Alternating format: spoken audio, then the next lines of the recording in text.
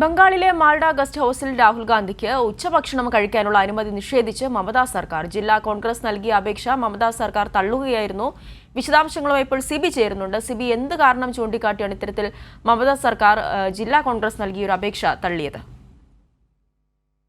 അവിടെ ബംഗാളിൽ ഈ തൃണമൂലും കോൺഗ്രസുമുള്ള പോര് മുറുകുന്നു എന്നുള്ളത് തന്നെയാണ് നമുക്ക് ലഭിക്കുന്ന റിപ്പോർട്ട്. ദേശീയ തലത്തിന്റെ ഒറ്റക്കെട്ടാണെന്ന് പ്രഖ്യാപിക്കുമ്പോഴും സംസ്ഥാന തലത്തിലെ ബന്ധവൈരികൾ പോലെയാണ് ഇപ്പോൾ തൃണമൂലും കോൺഗ്രസും മാറിയിരിക്കുന്നത്. പ്രത്യേകിച്ച് ഈ രാഹുൽ ഗാന്ധിയുടെ ജോഡോ യാത്ര നടക്കുമ്പോഴല്ലാതിനെയും പലപ്പോഴും തൃണമൂലും ഈ മമതാ സർക്കാരും തടസ്സങ്ങൾ സൃഷ്ടിക്കുന്നുവെന്ന് കോൺഗ്രസ് നേതാക്കൾ അവിടെ ദിനം പ്രതി ആരോപിക്കുകയും ചെയ്തിട്ടുണ്ട്. ഇപ്പോൾ ഏറ്റവും ഒടുവിലായി ഈ ബംഗാളോട് കടന്ന് രാഹുൽ ഗാന്ധിയുടെ യാത്ര കടന്നു പോകുമ്പോൾ 31-ാം തീയതി കടന്നു പോകുമ്പോൾ മാൾഡ ഗസ്റ്റ് ഹൌസിൽ വെച്ച് ഉച്ചഭക്ഷണത്തിന് വേണ്ടി ഒരു അനുമതി നേടി കോൺഗ്രസിന്റെ ജില്ലാ നേതൃത്വം ഒരു അപേക്ഷ നൽകിയിരുന്നു.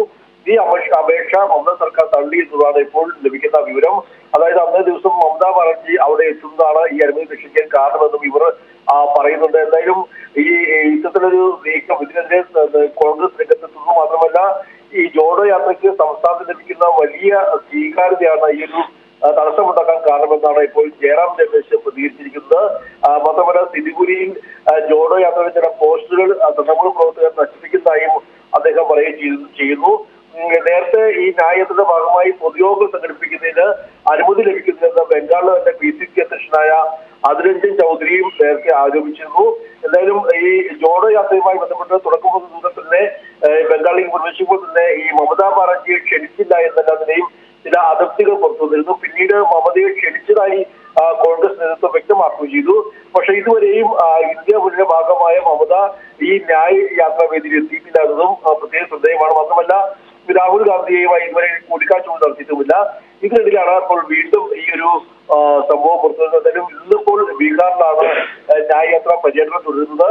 ഇനി മറ്റന്നാൾ വീണ്ടും ബംഗാളിലേക്ക് പ്രവേശിക്കുകയും ചെയ്യും. ബംഗാളിലെ വടക്കൻ മേഖലകളിലായിരിക്കും മറ്റന്നാൾ പര്യടനം. ആ സമയത്ത് മമതാ ബാനർജിയുടെ ചില പരിപാടികളും അവിടെയുണ്ട്. എന്തായാലും അവിടെ വെച്ച് ഇവർ കൂടിക്കാഴ്ച നടത്തുമ്പോൾ തന്നെ തന്നെയും ഇപ്പോൾ ഉറ്റുനോക്കുന്നുണ്ട്. എന്തായാലും ഇപ്പോഴത്തെ സാഹചര്യത്തിൽ ഈ രാഹുൽ ഗാന്ധി ജോഡോ ന്യായയാത്രയ്ക്ക് വളരെ വലിയ തടസ്സങ്ങൾ തൃണമൂൽ സൃഷ്ടിക്കുന്നതുമാണ് ഇപ്പോൾ കോൺഗ്രസ് ആരോപിച്ചിരിക്കുന്നത്. അവിടെ ബംഗാളിലെ മാൾഡ ഗസ്റ്റ് ഹൌസിൽ രാഹുൽ ഗാന്ധിക്ക് ഉച്ചഭക്ഷണം കഴിക്കാനുള്ള അനുമതി നിഷേധിച്ചിരിക്കുകയാണ് മമതാ സർക്കാർ. ജില്ലാ കോൺഗ്രസ് നൽകിയ അപേക്ഷ മമതാ സർക്കാർ തള്ളുകയായിരുന്നു. വിശദാംശങ്ങളാണ് സിബി നൽകിയത്.